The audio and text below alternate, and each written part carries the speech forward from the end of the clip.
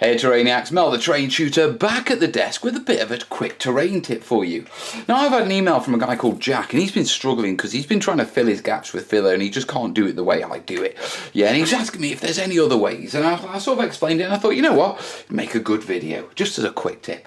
Now, for all of you who know, when we build terrain, often we have to fill the gaps, little gaps like that don't look very good, you know. And so what I do is I use filler. In the US, I think it's called spackle, joint compound, Now, typically, as all my regular viewers will know, I just like to stick a couple of fingers in and get a bit messy. But obviously, in that case, just like that. In this case, what do you call it? It takes some getting used to. So, what are the ways around it? Well, there's a couple of ways around getting messy with your fingers. Okay, because a lot of people don't like, getting filler under the fingernails. I don't know, strange people. Now straight off the top, you can approach your local art shop. And if you approach your local art shop, you'll find these. Now these are, they're essentially, what are they called? I have no idea what these are bloody called, to be perfectly honest, but they're used in art, specifically oil painting. And they're used for putting oils, onto canvases. Now, typically, for the likes of Fred downstairs, proper artists, they have proper metal ones for this sort of stuff. Okay, now you can pick up these cheap plastic ones. I think I got this set for like £1. They're not expensive at all. But obviously, you can come along, get your filler, and apply it in. If I bring that up. You can get quite good results with them. And I've used them on loads of different projects. Typically, I'll use these when I'm working where I don't want my filler to get everywhere. So if I'm working on rock surfaces or on patching and that sort of stuff, these come in very handy. But, working on it with little bits and, doing it like that can take forever, which is one of the reasons why, I prefer to get messy with my fingers. But there is another solution, okay? This. This is a piping bag specifically for when they decorate cakes. You can buy them in any supermarket for £1 or £2. And basically it's a a metal funnel with a plastic connector, and sort of a plastic material bag. Now, because it's all plastic, we can wash filler off this quite easy. And what you're supposed to do when you're icing with it is basically fill this up, and then squirt it out the other end. So what I'm going to do is I got me a spoon, I got me some filler. Let's put some filler in here. So I've got my filler in my bag and you can put in as much as you need for your project. I've sort of folded it round and I'm going to just quickly grip it like that. Now typically when you do icing and that sort of stuff, they hold the bag with one hand and the top with one hand and then squeeze with the other. With terrain obviously we need free hands. But with your filler in a pipe like that, if I give it a squeeze, there we go. All I need to do is, and it does come out rather decorative really. I should have pointed that out. You can get different nozzles, guys.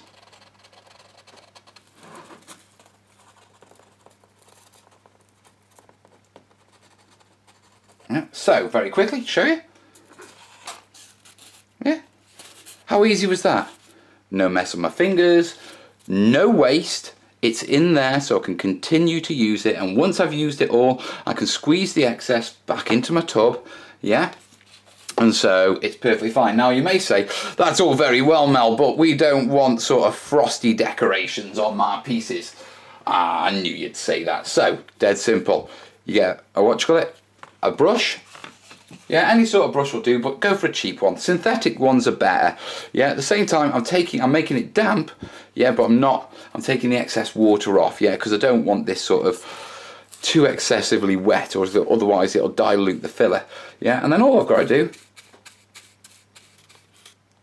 from that to that.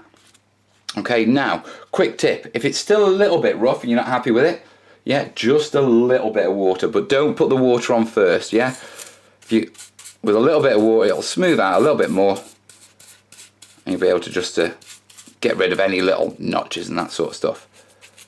There we go. There we go. Easy peasy lemon squeezy, guys. yeah, without getting messy, without getting, filler everywhere under your fingers, without wasting filler. Yeah, dead easy to do. Now, you may say, wow, that's all very well, but I don't actually plan on doing that many terrain pieces, Mel. I can use my fingers, or I can get some plastic of those spatula things. I think they're spatulas, aren't they? Possibly. Yeah. What else have you got for us, Bosicle? Well, I've got something else for you. Now, that's all very well for big stuff, and obviously these come with different nozzles. Yeah, so you can go from really tiny to, I think I've got some nozzles over there that are about that big. Yeah, so you can really sort of whack the filler through on them. But I've got something else as well for you. Okay, now if you're doing small bases, okay, specifically things like I did some scatter pieces, some graveyard scatter pieces, and they were from foreground, and they had like little wooden bases. Or if you're working with models like these that have have metal tabs at the bottom that have to be glued onto MDF discs. Or if you're working at a small scale and you've got lots of little miniature stands, models to put on one stand, and it can they end up with gaps all around them, and it can get quite fiddly. So what you do is use one of these, okay? Syringe. Yeah, you can get them from a chemist. They'll cost you £1 or so. Yeah, buy them online. Now, dead easy. I'm using the filler that I've got in here. I'm just going to put some in there.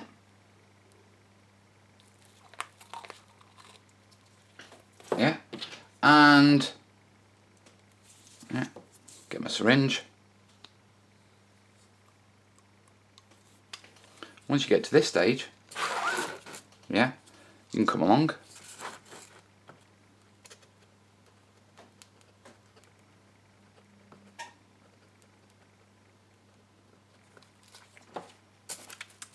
And you can lay it out as precise as that, as easy as that. Now, very quickly, I'm not going to bother with a brush, just a finger. Now, this is just on this. See, I've always got to get messy. There you go.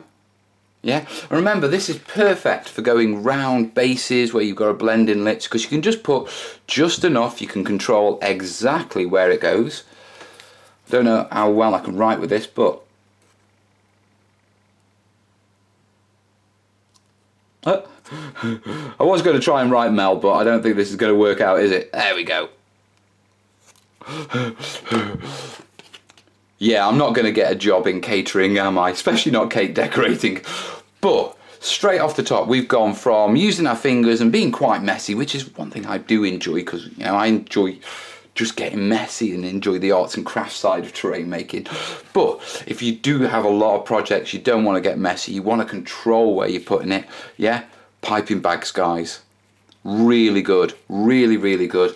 And if you want, like, if you're working with bases, if you're working lots of small terrain, yeah, then a syringe. Another thing that the syringes are good for are, if you've got polystyrene that's got holes in, okay, for whatever reason, or gaps, yeah, syringes are great to be able to get right in deep into the hole and push the filler in so it fills from the bottom outwards, which is often a problem when you're trying to fill gaps with terrain, because when you fill a hole, you'll fill it with filler, but unless you can actually fill the whole hole, yeah, which is quite difficult with your fingers, what happens is as it dries, it sinks and you're left with a dip, yeah. So this is a great way to just fill in and, you know, get the rest of that stuff, not get the rest of that stuff, but fill it so that it doesn't dip and it's completely full, yeah.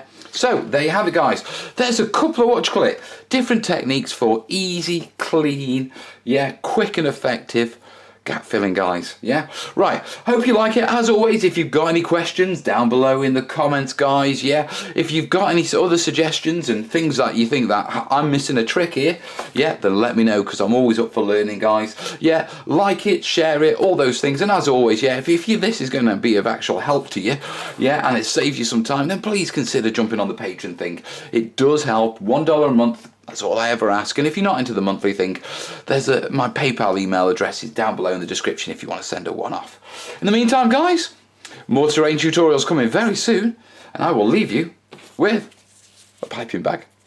Love it.